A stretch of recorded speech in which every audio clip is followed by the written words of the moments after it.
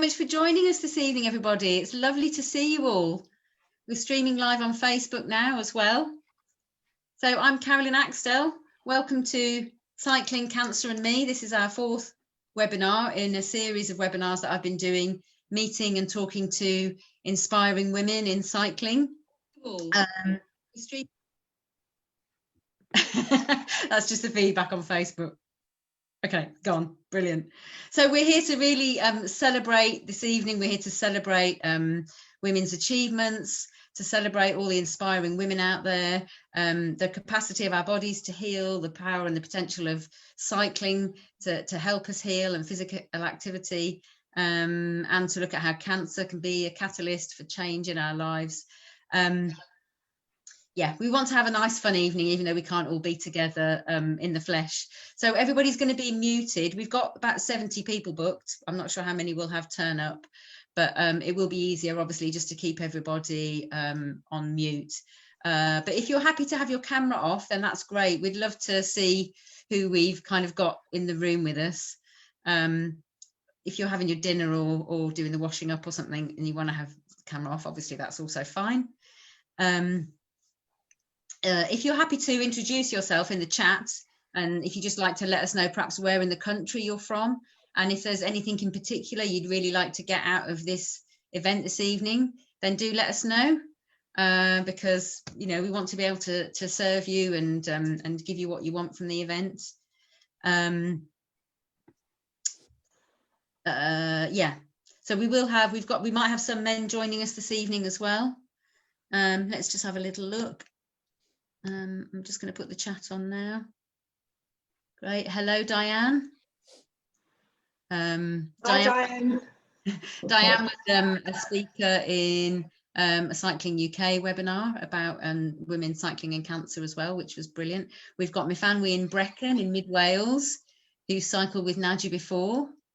Excellent. It's useful for us to get an idea of where people are in the country, because one of the things we're hoping to do today is, if there are women who've been affected by cancer that would like to cycle together, we're hoping to be able to sort of link people up a little bit. Okay, so while we've just got a few more people joining, I'll just give you a quick background. So I'm the founder of Joy Riders London, which is based in Waltham Forest in East London. And what we normally do, Joy Riders, is all about social bike rides and commuter rides, and getting women out there cycling together and families. But due to COVID-19, we had to suspend our rides for a few months. And so we responded to try and meet the needs of our community by supporting women to cycle through our online presence. So we've got lots of videos on our YouTube channel. We've been doing coffee mornings that people are very welcome to join, which are private events looking at different aspects of cycling for women. And this is the 4th of the webinars in this series, like I mentioned, talking to inspiring women in cycling. And the other ones are available on the YouTube, Joy Riders London YouTube channel as well. Okay, so I'm just going to introduce my colleagues. So first of all, we have Mariam, who's one of the directors of Joy Riders London. There she is. Do you want to say hi, Mariam? Yeah, hi, I'm Mariam, and I'm just looking at things in the background today, that everything runs smooth. Mariam's managing the chat and the Facebook streaming. And we're going to have speaking tonight. My 2 guests are Nadji Butler. Want to say hi, Nadji? Hello, thanks for joining. And we also have Ifat Tijani. Ifat, do you want to say hi? Hi everybody. Yeah, thanks for inviting me on. It's lovely to have you guys. So we've got Nikki from London. We know Nikki, she's just up the road here in Waltham Forest. We've got Deborah in West Devon. We've got Nisa from Luton. And she says, we know Nisa, she's a regular on our events. She's a teacher and local ride leader. She said she was inspired by a really lovely individual who lost his battle with cancer in 2012. We've also got Salma, who's one of our ride. Oh no, maybe that's a different Salma. Salma. Yeah, it's not our ride leader Salma. I think it may be another Salma who's also a cancer survivor. And we've got Jenny in Hockley, who's recently been diagnosed. Okay, great. That leads us neatly, actually, to just so I can get a bit more of a sense without interrogating each person individually. I want to ask a few questions, just 3 questions, to get our hands up so that we can get a sense of who people are and what you'd like from the event. So first of all, if you have been affected by cancer, whether you've had cancer in the past or you're currently living with a cancer diagnosis, or maybe if you've got close family who've had cancer and you think perhaps that you might be at high risk, can you raise your hand for us, either using the raise hand button, if you know how to do that. So that's in the it's in the chat. Click on the... No, it's at the bottom of your screen where it says reactions. Okay. You can do a thumbs up. Yeah, let's do that one instead. So at the bottom of the page, there's reactions, and give us a thumbs up. That would be easier. And can we see how many? It's normally with the hands up. Okay, 1, 2, 5, 6. It's useful. 7, 8. I'm counting 9, but that might be double counted. I've only got one screen of people so far. But okay. Okay, so we've got, that's great. That's really useful. Thank you. Salma, great. Pretty says she's in remission. We've got Yasmin, who's recently diagnosed. Okay, great. And we've got Josie from Kilburn, who runs Cycletastic, who's recently been diagnosed as well. Okay, that's great. So we've reached the people that we wanted to reach. Really lovely to have all of you with us this evening. I hope that you find it useful. So the second question is, are you a cyclist? Do you ride a bike? Do you own a bike? Are you a regular cyclist? If that applies to you, if you can give us a thumbs up, again, that would be great. Josie, Deborah, Pretty, Nikki, Laura, family. So again, okay, we've got quite a few cyclists, maybe quite a few non-cyclists, or they may be people who've just got the webinar on while they're busy doing something else. So let's just check that last one. If you don't currently cycle, but you would like to start cycling, then can you give us a hands up, thumbs up, please? Liz. So far, we've just got one.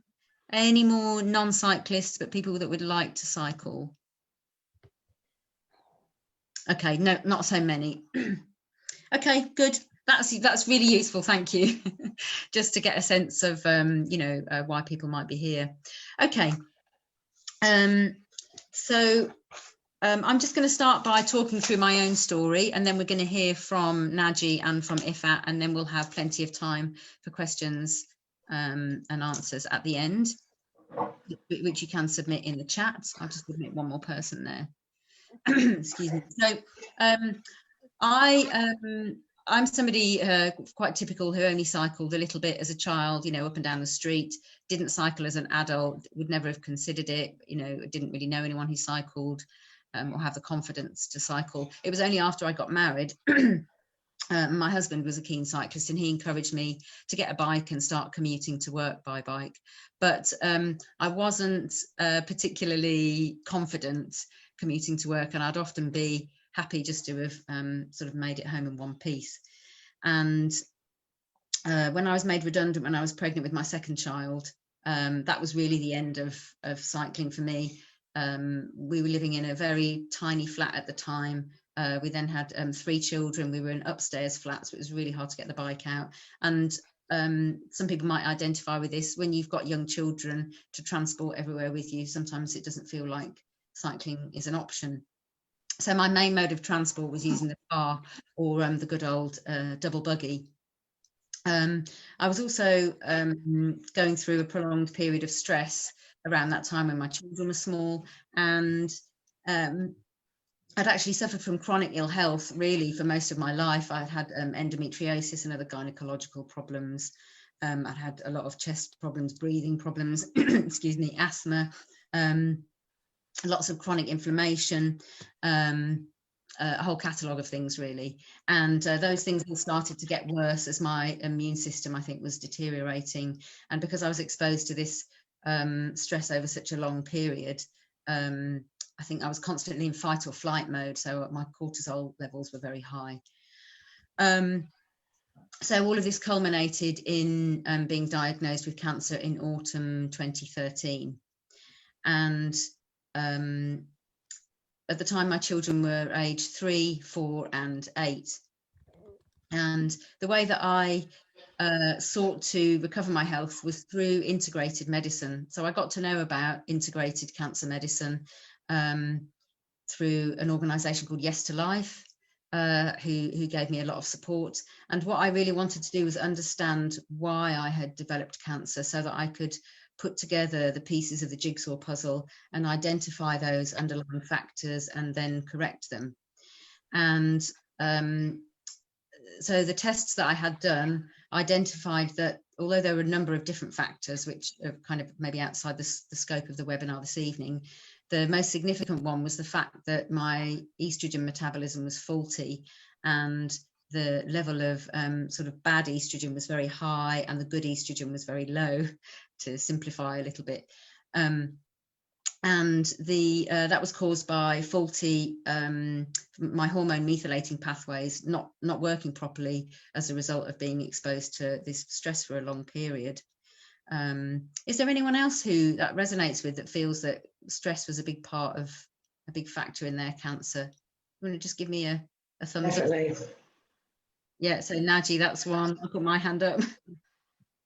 Dawn, we've got another one. I can't see everybody's faces on the screen, but I think it resonates with many of us, because we know that that stress is can be a really big factor in developing cancer. So Diane's just asked about the test. So it was a hormone test that I had done with Genova Diagnostics that showed very clearly in black and white how that had gone out the window, completely out of balance.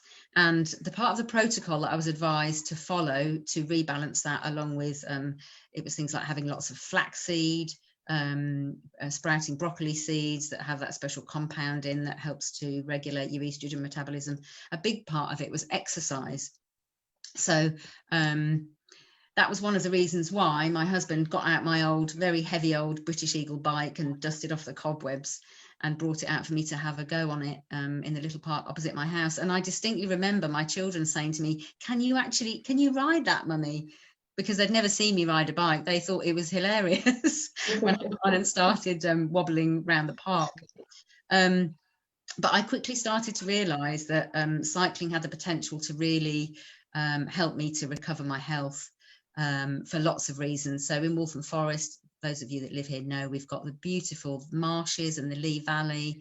We've got Epping Forest and the Olympic Park, lots of really nice places to explore. And I found that getting out into nature and exercising was really beneficial. I was very fortunate in many ways that my youngest son was at nursery when I was diagnosed, but after my treatment, he started primary school. And because I wasn't working, I'd been a stay-at-home mum for 8 years at that point, or for 6 years or however long. I was able to basically make it my project, my job that I worked on while my children were at school to recover my health. And I started to look at how I could bring more joy into my life. And what I wanted to do that would make me happy, and cycling was something that really did make me happy.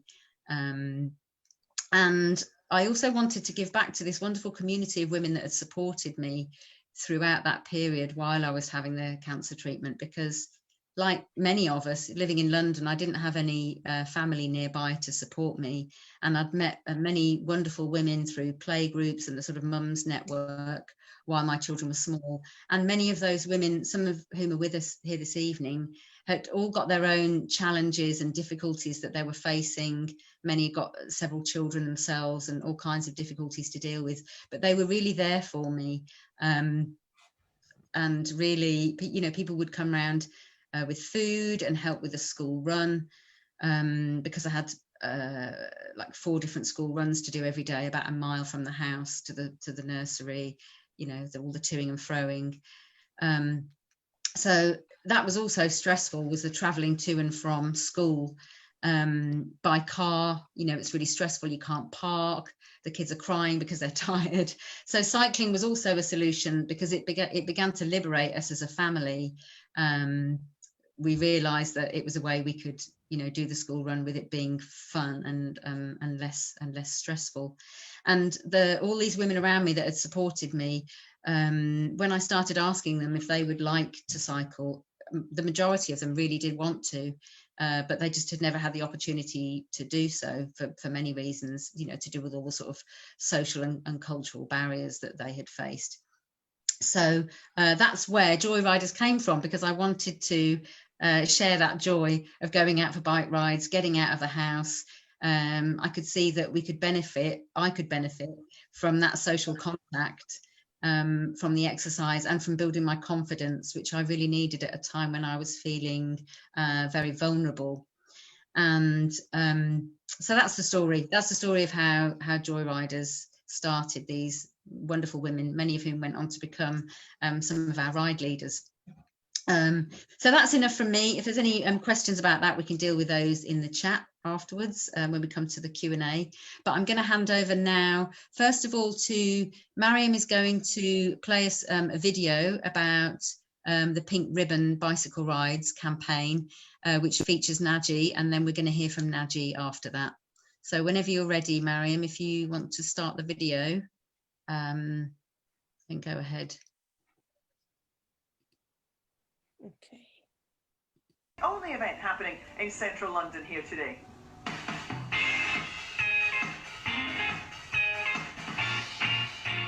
We're down here in Trafalgar Square for Breast Cancer Care's Pink Ribbon Tour.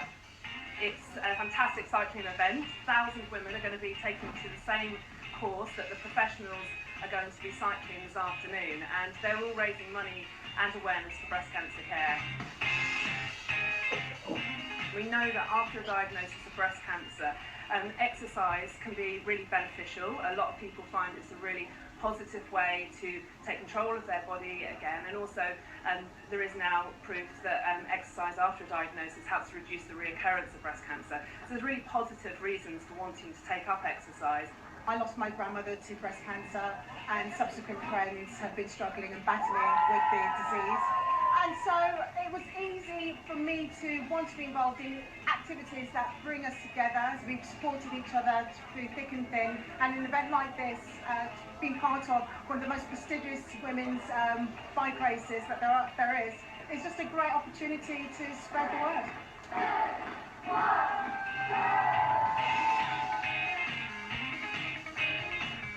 I'm so proud that the finale of the Women's Tour, for the first time ever, is taking place here in London. It's great to see Breast Cancer Care raising really important funds for the charity. We've had women riding through London for Breast Cancer Care. We'll have loads later on today for the actual finale of the Women's Tour. One of the great things about the Women's Tour coming to London is it will help encourage, inspire many, many other girls and women to cycle, which is good for all of us.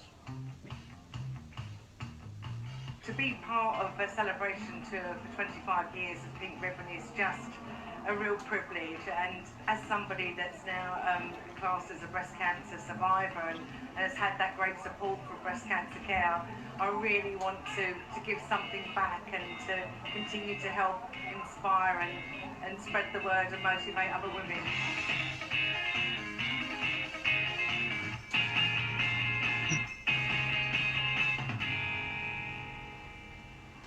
Great support there for the Pink Ribbon Ride. And now Oh, that's beautiful. Thank you for sharing that, Mariam. That's a lovely video, Naji. So Naji Butler is a bit of a legend. She's completed goodness knows how many fundraising rides for cancer charities and other charities, and we're going to find out a bit more about her. One of the main things that I've learned about you, Naji, is that you actually completed, excuse me, the Women's Ride the Night, I think 100-kilometer ride, raising money for a cancer charity, and that was not long after you'd had your mastectomy and your chemotherapy. Is that right? Yeah, I actually decided to get fit and sign up for a charity bike ride, and Ride the Night was the ride that was for Women with Cancer, which is breast, ovarian and cervical cancer. So I signed up in the January, and unfortunately I was diagnosed in the February. So, you know, it was something that I really had wanted to do. And in fact, having that event sort of inspired me to sort of get fit during my recovery and train for that ride. So my husband put a turbo trailer in the bedroom, and onto that I sat and pedalled. And yeah, I had my mastectomy in the March, 2 rounds of chemotherapy, and in the May, I cycled 100 kilometres through the night. Unbelievable, really. It is unbelievable. I mean, that's incredible, given that the state that your health must have been in at that point. What's your cycling background then, Naji? Because I think you only started cycling as an adult, didn't you? I did cycle a bit as a kid, because I think in those days, back in the dark ages, the only choice you had, if you were lucky, was an old second-hand bike. So I don't remember when I learned to cycle or when I was young and what I did with bicycling, but I could cycle. So I started just before I signed up for the charity ride, and because I like to have a goal. I like to have something to work towards, so something that takes me out in the rain and makes me go when I feel tired. And Women with Cancer just seems such a perfect event to do that for. Excellent. Well, I mean, that's amazing that you were diagnosed and then you carried on and did the ride anyway. What was going on in your life at the time when you were diagnosed? What was the sort of background?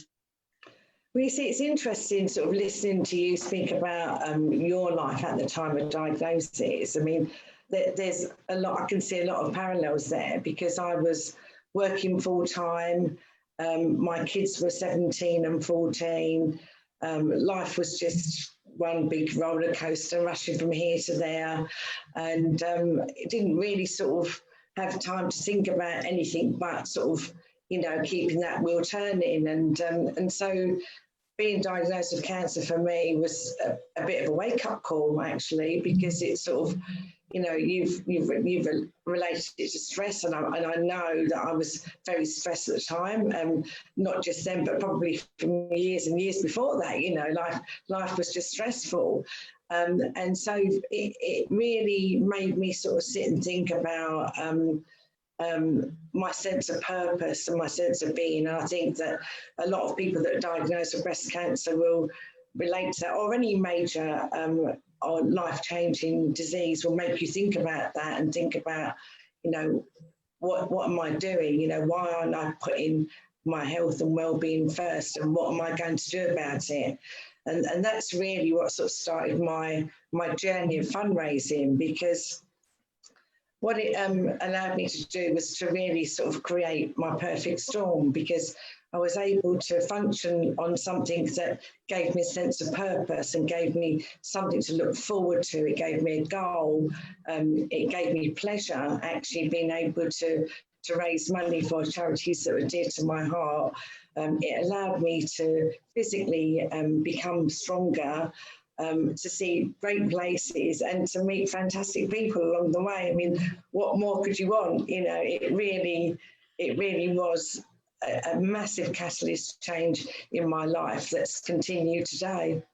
So would you say that part of the reason that you embraced cycling, although you'd already begun to embrace it, part of the reason that you embraced it even more was because you consciously decided that was a way that you would give more priority to your own health and well-being? Yeah, absolutely. And I knew that I needed to sort of help my body recover and become stronger again. And, you know, the chemotherapy and surgery and all of the treatment that surrounds that, it takes a lot out of you. And cycling was a great way to sort of build my health back up again. And I think I would say that sort of the physical side and the mental side were there in equal measures for me in terms of what it brought to me, because mentally it helped me to focus on getting better and getting stronger and having that purpose of setting myself fundraising targets and goals. It stopped me from sort of sitting around and feeling sorry for myself, which is probably what I would have done. You don't seem like the sort of person that would sit around feeling sorry for yourself, I have to say, Naji. What was I going to ask you? Yeah, there was something you told me previously, that a consultant said he thought your blood supply was remarkable in terms of how quickly you healed. Was that after your mastectomy? And he thought that was because of the cycling. Is that right? Yeah, because I had to have quite a lot of reconstructive surgery afterwards, and after one particular procedure. Yeah, my consultant has said specifically, I can't believe it. It was, I don't know if, I hope people don't mind me being frank, but it was my nipple reconstruction. Because it relied on the blood supply to actually not die off after the surgery. And he said to me, oh God, I can't believe how good your blood supply is. He said, that's all down to your cycling. And of course, it's something that I wouldn't have even known about, you know, and for him to say that to me was great. And whenever I went for my checkups, he always used to say to me, you know, this is why you're doing so well. It's that all that cycling, it's so good for you. So good for you. Oh, it's great to have that encouragement as well. So how do you think, I mean, what advice would you give to someone who's been recently diagnosed with cancer when it comes to exercise and physical activity and cycling? Yeah, I think it's really hard at first, because I think that depending on how you're coping with the treatment, some days you can just feel like you don't want to get out of bed and you don't want to do anything. But I think that having a little bit of outdoors, whether it's or a bit of cycling. Can you hear me okay? Yeah, sorry, there was a bit of background noise and I was trying to identify where it come from. Sorry about that. So you were saying about what advice I give. Yeah, is definitely try to get outdoors, even if you don't feel you're ready for cycling yet. Going for a walk and maybe looking to progress to cycling, because you know there's plenty of rides that you can start on. You know, when you're just maybe feeling a little bit weak and you want to start to build your strength up. So you know, I know you're going to feed into the Facebook group, and also some of the other things that I and some of the people on here do is we lead rides, volunteer rides for women at all levels, you know, which you'll be very welcome at. It's so good to get out in the fresh air. I mean, however you're feeling, a little bike ride will make you feel a million times better. And I think I'd say also is don't be afraid to go out. Don't think, oh, you're gonna be slow, or you're not going to be able to have a lot of energy, because we all started off like that, you know. And even even some rides I've been on, even now I'm at the back, you know. So it's not really a problem, you know. You're always welcome.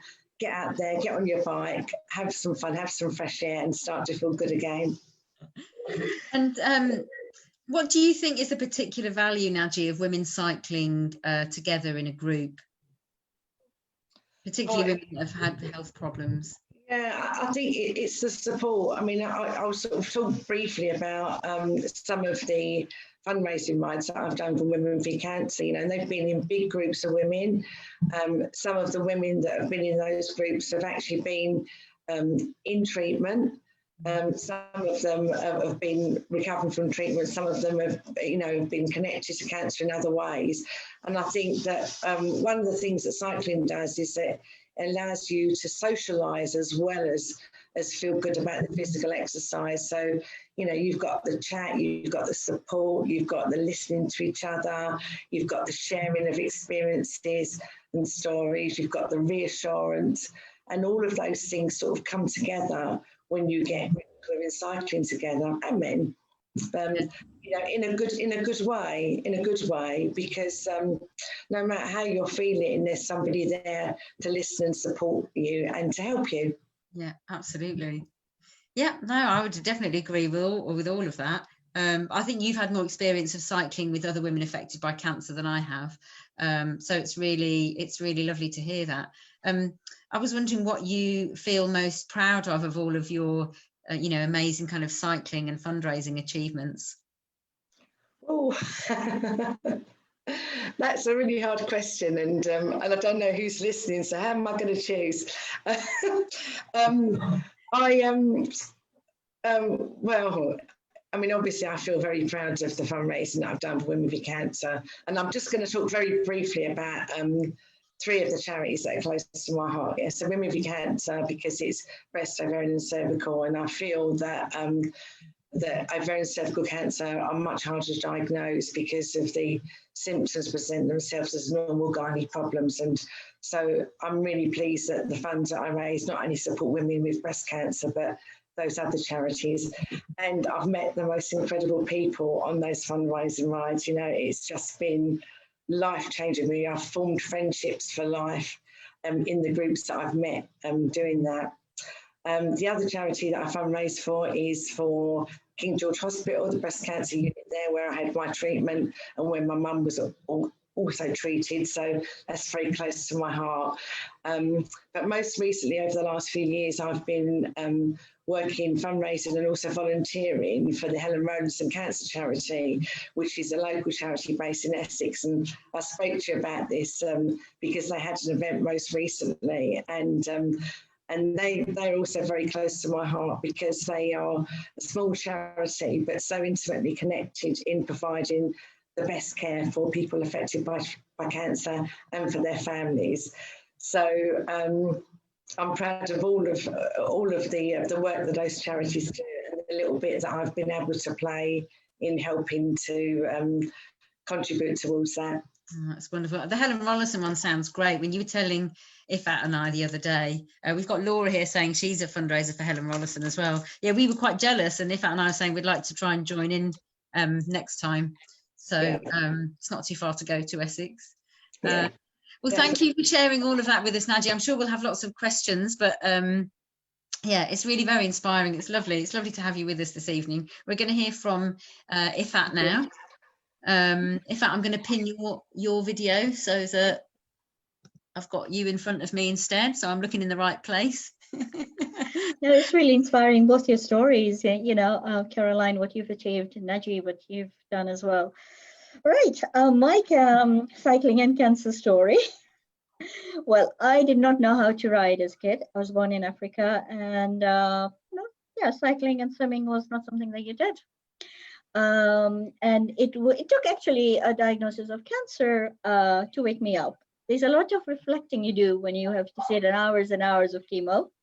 So I was diagnosed in 2010 with bilateral breast cancer. It was stage 3, so it was pretty far. I had a lot of chemotherapy.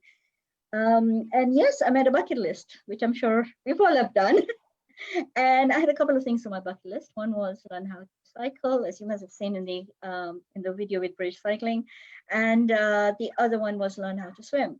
So as soon as I finished my radiotherapy, it's like, all right, let's act on this. So I was looking for lessons, and I think we're looking at 10 years ago. We're very lucky now. You know, there are lots of places offering classes.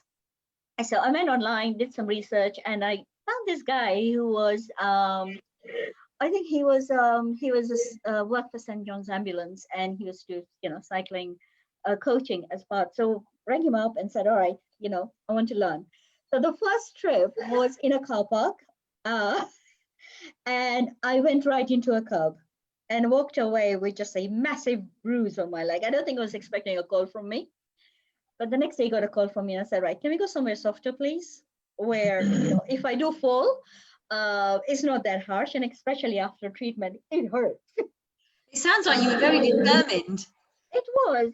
Again, going through cancer, going through all the treatment, it just wakes you up.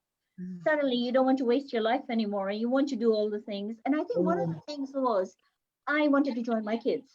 I wanted to cycle with them, or I wanted to swim with them. In fact, I didn't want to be in the sidelines anymore. And I think that's something we see a lot with joy riders. We have a lot of them it just spurs you they up. want to join with their children. They want to be able to work with the rest of the family. Exactly. And I've kind of actually, I do now go around and say cancer was the best thing that happened to me because it woke me up.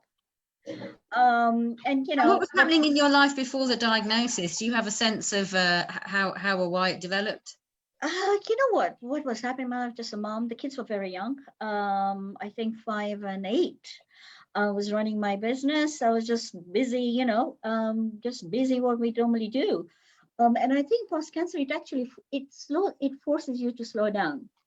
Especially like, when you're finished, you don't deal with your treatment and you don't deal with the cancer until it's over. And for me and I think for me, the treatment took very long. It took over a year. So a year to 2 years. So after that, after my radiation, I started training. I started joining breeze rides, and I'm really lucky. But the one thing that I absolutely struggled all this time was my fatigue. just know your fatigue. You said the fatigue. fatigue that, yeah, the fatigue that comes from chemotherapy. And to be honest with you, I could just not get to endurance level. And I thought, we kept working. But last year, unfortunately, we found the cancer was back. And I just signed up for Prudential 46. And we got the news that, yeah, the cancer had come back. So I had to go for a mastectomy and the treatment July last year. And again, I think for me, I thought my cycling days were over. So I was not worried about the cancer coming back. My question was, when could I get back on the bike again? And I remember my consultant, my husband, and my kids were like, Mom, you have to deal with something, the cancer's back. We have to deal with that. But no, that's not. Each and every appointment I had with my consultant was, can I get back on my bike? Can I get back on my bike? So 6 weeks post it, I decided I was going to get back on my bike. And I remember that day, my husband was like, right, I'm going to follow you. And we're just going to, stroll down and see how it's going to go. And the next thing, I think he went to get his shoes and I just was down the road. And this was just 6 weeks after having a double. It was 6 weeks, yes. Wow. And I mean, and through all this period, it was always in my mind, whenever I was going through these rides or whatever, I would love to do this within my community. We'd get the women out riding with us. So I had one of my best friend, Alia Merali, who we kind of trained together and we buddy up together. And we were like, look, we've got to take this to the community. We've got to get these women out.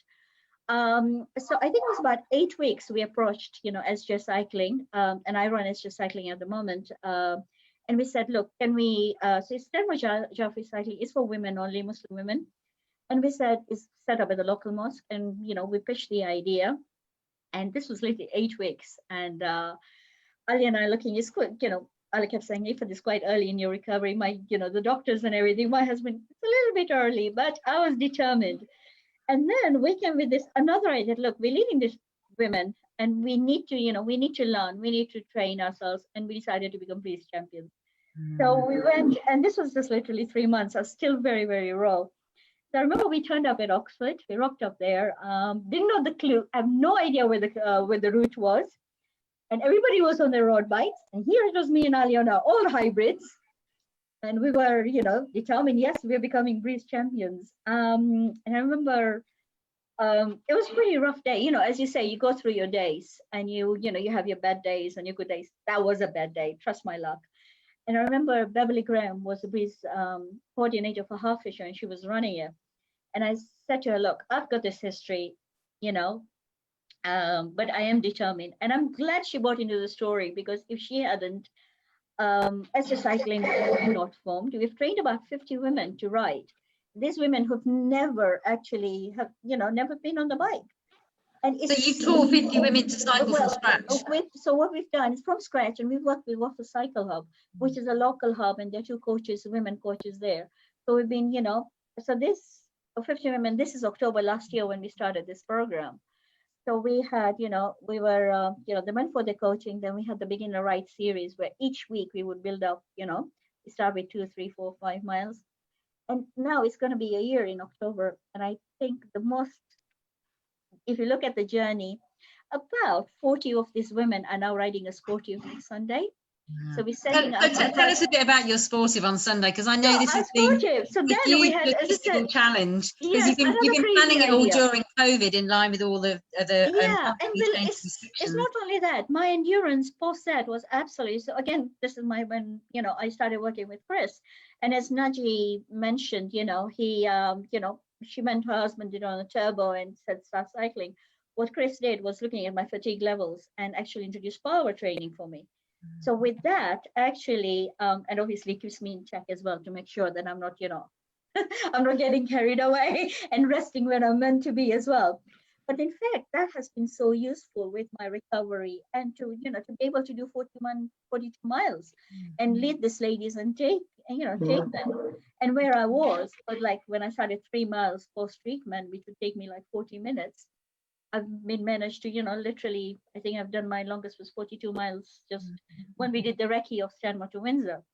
So going back to this sportive, yes, we've got this brilliant idea that we're going to set up a Muslim women sportives from Stanmore to Windsor, 42 miles.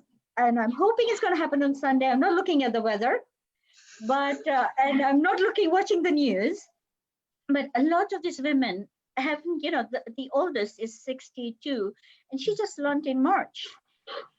And of course, a couple of ladies, yeah, and I've got a couple of ladies who actually have been through breast cancer, and literally, before lockdown, they were struggling, and now they're ready to, So yes, it is doable. Yes, you can do it, and it's just that it's a trust you need to put in yourself that you can fight it, and it is definitely doable. So that's my story in brief. So coming back to you again, you've been telling us a lot about the group, but what I'm interested in is how did it help you having that to focus on, having the development of the training as a Breeze champion and building up your group? Did it give you, something to focus on to stop you having to think about the cancer? Or yeah, I think it's a lot. It was kind of a goal that you could set. The same way, like Naji had a goal of doing the 100 kilometers, and that got her out. So the same way, because I had a goal that I wanted to get back on the bike, I was focusing on, because there are two ways you can go. You either, down, the self-pity route, and why has it happened to me, and all that, and So for me, it was like, okay, it's happened. Yes, I've got a lot to look forward to, and cycling is my passion, and it helped. And it does really help. It's a fresh air.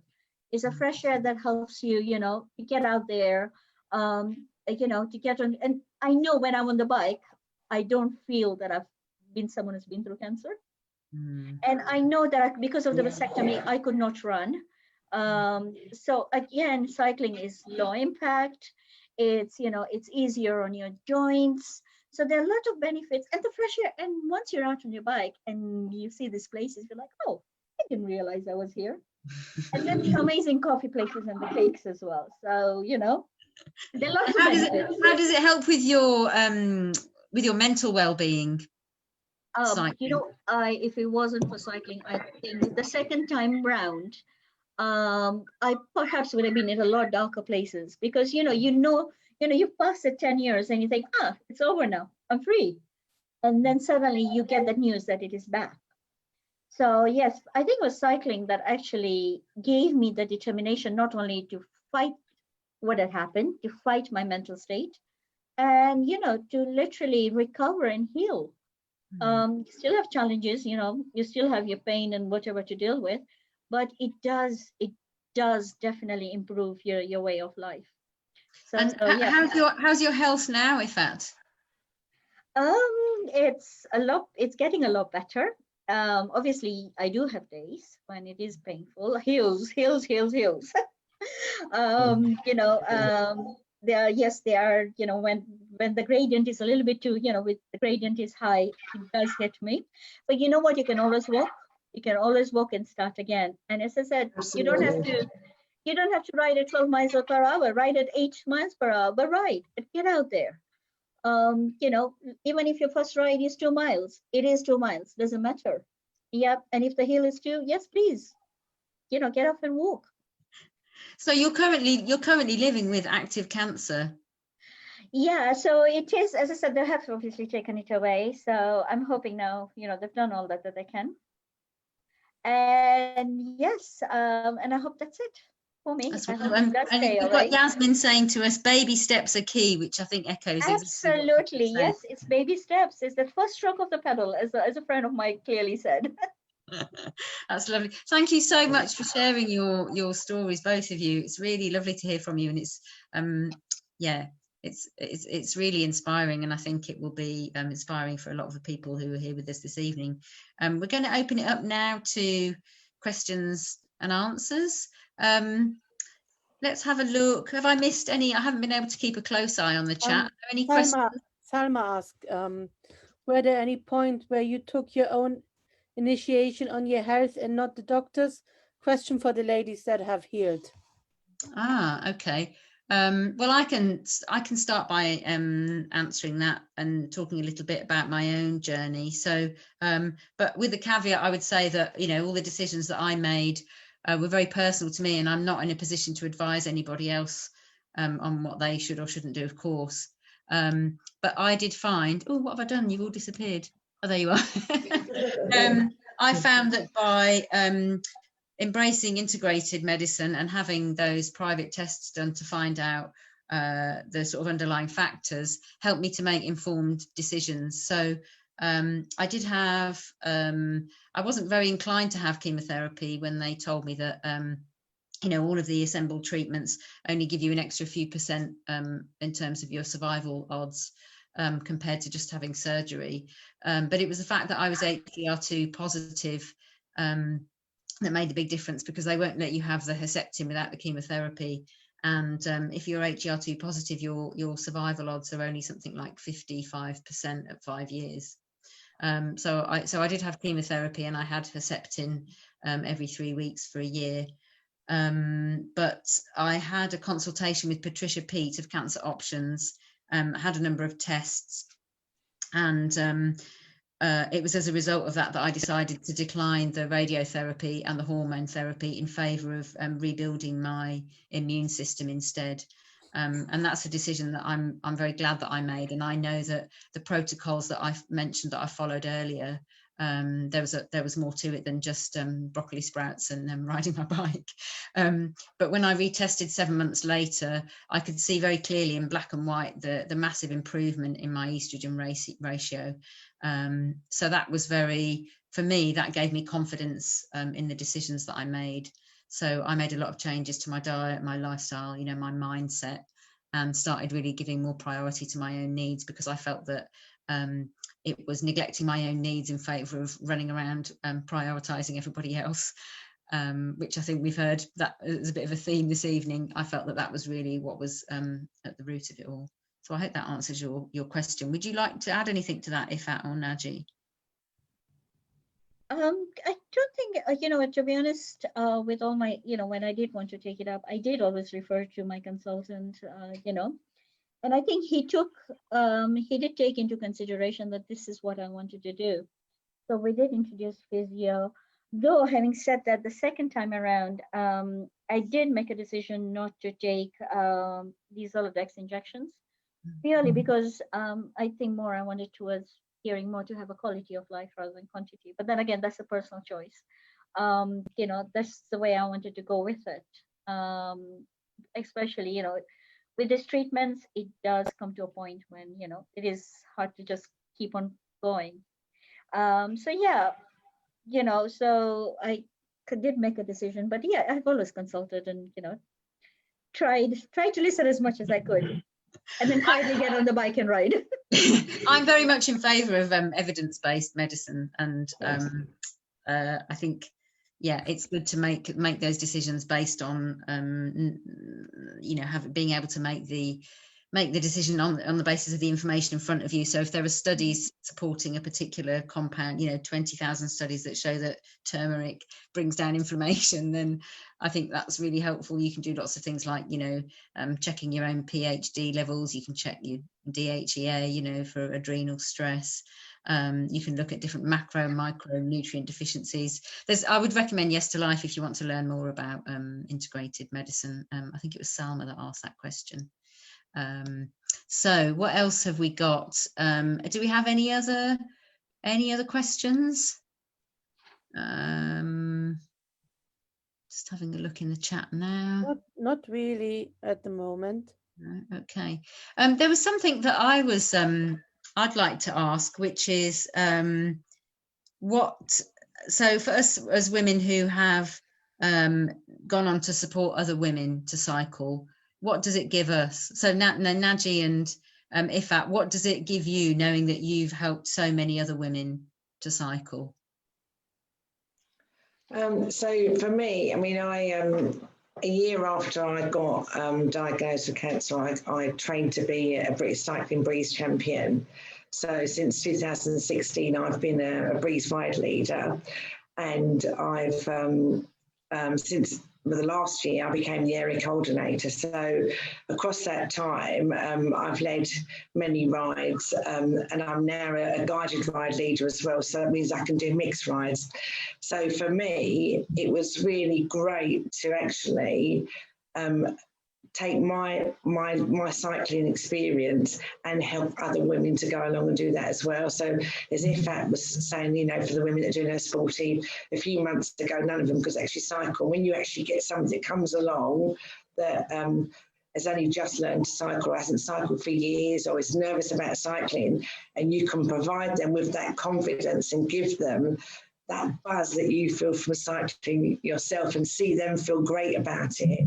It's just brilliant. You know, it's a never-ending gift of pleasure, you know, to be able to do that for people. And I think I'll just continue to do it forever. That's lovely. Have you got anything to add to that, Ifat? Yeah, I think it's just the joy you see on their face. You know, and then when you see them taking out their kids, or you see, you know, them riding with their husbands, or, you know, yeah, it's just a joy. And, you know, the confidence you see in these women, and when they fly and suddenly, you know, they've come with you, and then the next thing they're, you know, they're off doing their own rides. So it's just, and you know that somehow, somewhere, you made a tiny bit difference in their lives. It makes it all worthwhile. I think there's a sense, like when you said about, you know, reviewing your purpose and evaluating things, you have that sort of wake up call. You know, for me, I thought even maybe on quite a conscious level, if I'm going to get a recurrence, if my, you know, my life is going to end, you know, sooner than I would have thought, I want to make a difference with the time that I've got left. Yep, exactly. You want to use it, you know. Yeah, and hoping they would, and I hope that they would go and inspire somebody else to do it. Yeah, absolutely. You know, and I think with us, with women, we tend to do that. Yeah. You know, we tend to pass on the gift. It's true. I think each time you go and create someone who's passionate about cycling and sort of light their fire, you know, like the touch paper, they go and do the same for somebody else, and it sort of spreads outwards. Exactly. Before I forget, I must mention, so Ifat and Naji and myself have set up a Facebook group called the Cancer Survivors and Thrivers Women's Cycling Network. This is a new group that we've just set up recently, and that is just a way to try and collect together women who've been affected by cancer, who would like to reach out and you know, chat about cycling, maybe meet up with other women in the same boat in their area. One of the things that Naji talked to me about previously was that feeling of isolation that you can have, especially when you're going through cancer, that even your nearest and dearest don't actually understand what you're going through. And like with any experience, many of us will seek out those peer support networks. And obviously there are lots of online groups around, you know, women with cancer, different types of cancer, supporting each other. So this one particularly, we thought it'd be nice to bring women together to make a kind of peer support network, particularly through cycling. So if you want to connect with, Naji's based in Redbridge and she runs rides from Fairlock Waters. Is that right, Naji? Yeah, I run most of my rides from Fairlock Waters and the surrounding areas, but I also look after that region as an area coordinator. So I think you're going to put the links into Facebook pages and stuff like that. So just reach out to me if you're looking to ride, and I can help you find a ride to get onto. Yeah, that would be great. If you can you pop the link for the Facebook group up in the chat, please, Mariam? Yeah, I will post it in a minute. I'm just through. Yeah. So that's the way. Obviously, everybody's welcome to join that. If you can't find it, we can send it out to people afterwards, perhaps. But or you can just look it up. It's Cancer Survivors and Thrivers Women's Cycling Network. The shortest title I could come up with that actually explained everything. Really well. And Ifat, so you're based in Stanmore in Middlesex. I'm based in Bushy, Hertfordshire, but I know some amazing champions in Harrow, as well as Watford. You know, and they will look after you.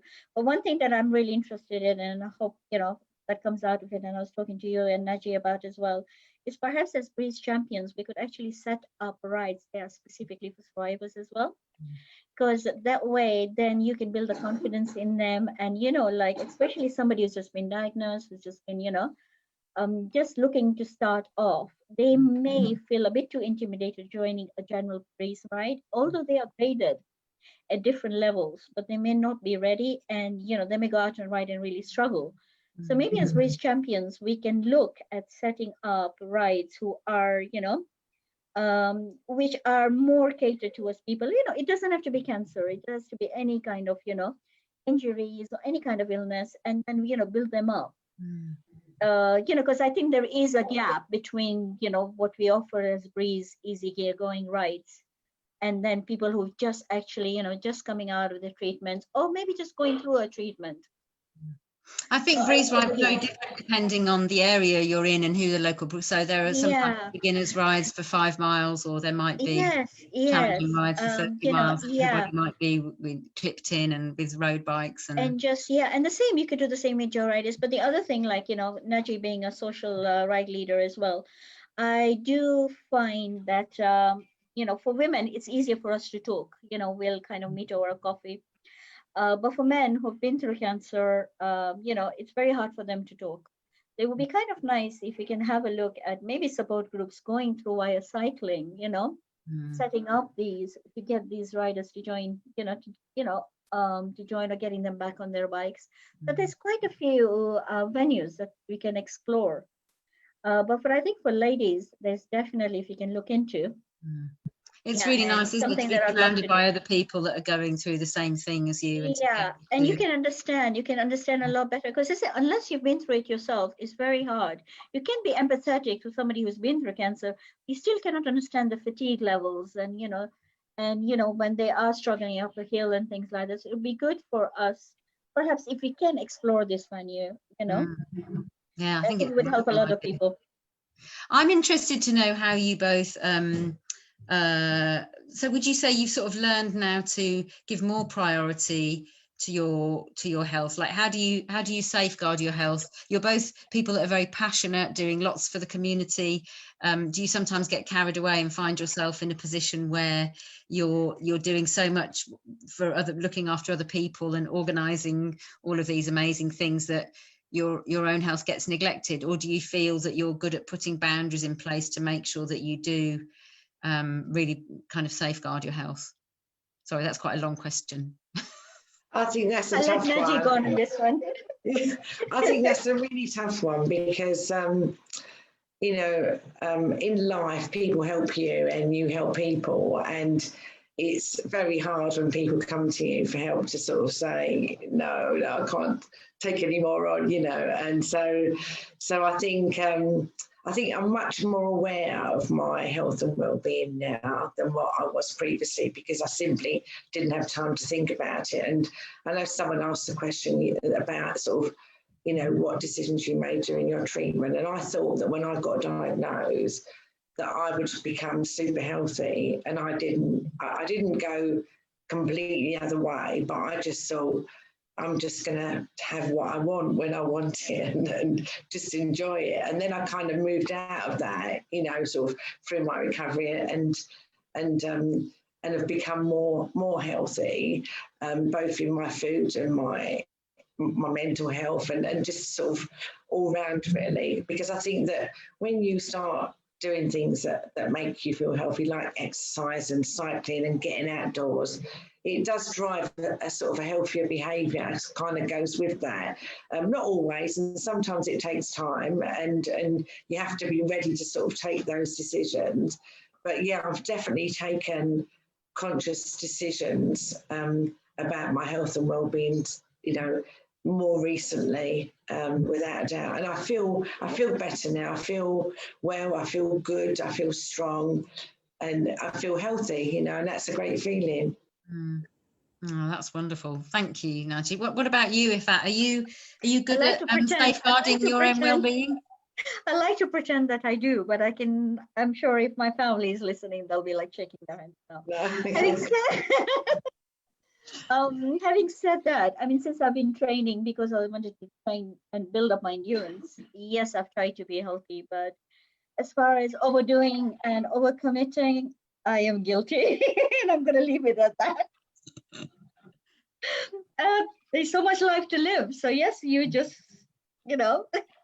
It's hard, isn't it, striking that balance? Yes, and then you have your crash days, and on those days, just chill and take it easy.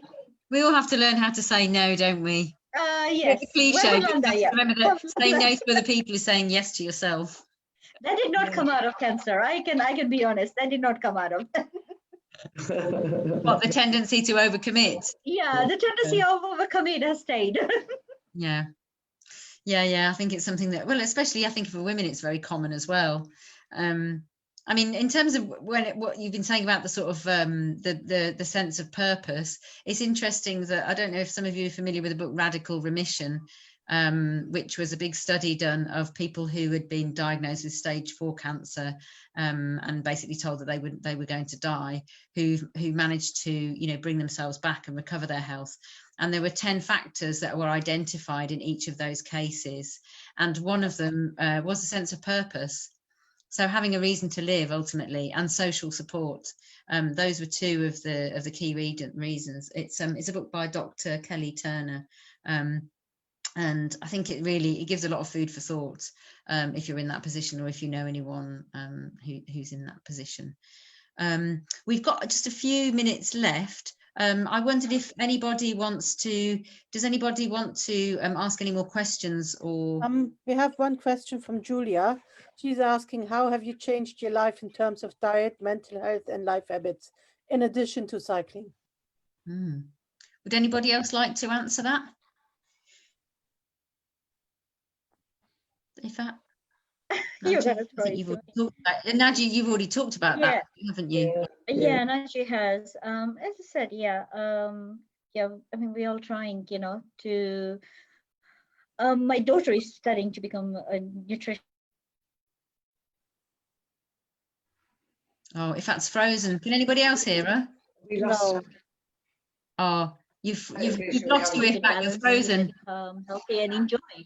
Oh, here we go. We lost you. I think you were just saying you froze at the point you were saying your daughter's training to be a nutritionist. Is that right? Yeah. So basically, it's all from her, and it's always been, look, keep it a balanced diet. Eat what makes you happy. Eat when you feel like eating. So that's the only thing that's kind of I've adopted. I haven't gone particularly on I should be eating X, or or gone into deep studies. But yeah, I mean, I think stress-wise, yes, I try not to get stressed, because I know my body can't handle stress very well. So apart from that, yes, that's the only kind of changes that I've made. It's interesting because in the sort of integrated cancer community, I've met lots of people who were like yoga teachers and herbalists, and people living very much in that world, who'd all, hadn't prevented them from developing cancer because there were so many other factors at play. And I was also speaking recently to Liz Butler, who's a great nutritionist, who said that she works with a lot of people who become their diet becomes a source of stress because they're so worried about eating something that it becomes like you don't enjoy your food. So yeah, I think it's very much about getting a balance. I mean, I certainly made a lot of changes to my diet and lifestyle. I went on a sort of low carb diet and really looked at ways of a breast cancer haven is great if you're affected by breast cancer. I don't know how their services are running at the moment, but they have a few around the country. I think 1 or 2 of them have had to close, but you're able to benefit there from free therapies. And I had some fantastic coaching there, and it was actually out of that I envisaged this idea of creating this cycling project and taking lots of women riding. So I found that really helpful. So I think for me, it's not just about changing your diet and your lifestyle, but also looking at how you manage stress and finding things that give you joy, and the whole way that you sort of deal with those emotional and psychological factors. And I think there are studies that show that the emotional and psychological factors are really important to address, because there was some study where once people sort of stopped doing that aspect and they were just doing the diet and lifestyle stuff, basically their survival rates went down again. Pretty said Penny Bron Centre in Bristol. Yeah, Penny Bron is really good. I think there is a centre in Mount Vernon Hospital as well that's pretty good as well. And yeah, Meg is in London. Yeah, pretty. Actually, where I had Royal Free, they had a Maggie Center there, and they're pretty awesome. They're really awesome as well there. I think it'd be wonderful if some places like Maggie's and the Haven and Yeah, and Linda Jackson, like yes, they're doing with Helen Rollison, and offer cycling as one of those options. One thing that I really liked on the other webinar that we did was when the one that Diane was a guest on, was when the women were talking about how empowering it was cycling to their appointments and surprising all of the consultants. And one of them, she was saying how, you know, her oncologist sort of looked at himself and thought, well, if she's going through chemotherapy and she's cycling, you know, 6 miles for the appointment, and I'm driving 2 miles up the road, you know, then I can do it. But wouldn't it be nice if these centers, well, you know, because they run like beauty classes and they do therapies, wouldn't it be nice if we have short rides starting from there for the patients? That is a great idea. That is a great idea. It would be really nice to actually, you know. So again, you know, if we get time away from taking women to cycling, maybe there's something that we can explore. I certainly felt when I went for my last appointment at Bart's and I went on my bike, and it was the first time I'd been, and that was at that point I think it was still a bit challenging for me cycling into town. I felt really like, yes, you've done it. Actually, if I was riding when I had my chemo and stuff, I would have cycled. I would have cycled to my appointments. You know, because the third week is your strongest week anyway. So when you're going for, and then it's fine to cycle back, and you crash after that, so you've got time to get back home, kind of thing. I think you two had a lot more stamina. I mean, I could barely sort of like walk 2 laps around the park, so I don't know. I had an hour, and I remember my first session. I decided to go for a walk, and I took my family out for a walk. I reached the end of the road, and I started feeling sick, and it was like, okay. And luckily, there was a bus passing, so we were able to hop onto the bus to get back home. So we have done some pretty crazy things. You don't realise, do you, the first time how bad it's going to be until it hits you. No, you don't. Let's just have a look. You are Superwoman. This is from Yasmin. I think that's you two. That's not me just struggling. No, I think it's 3 of us, and everybody else. Josie has said, "Do you cycle to chemo appointments?" So there were certainly some women on the other webinar that I was just a participant on with Cycling UK, and they were talking about cycling to their appointments. But I mean, I wasn't already cycling at the point when I was diagnosed, so I probably wasn't in a position to start at that point. More important is to cycle home again. It would be a bit risky if the nausea kicks in. I mean, it's the cycling back that's the problem, isn't it? Because I think, Anifat was saying that she had sort of an hour, but I remember not feeling good immediately after. There's no way I could have cycled home. I would have been able to do it.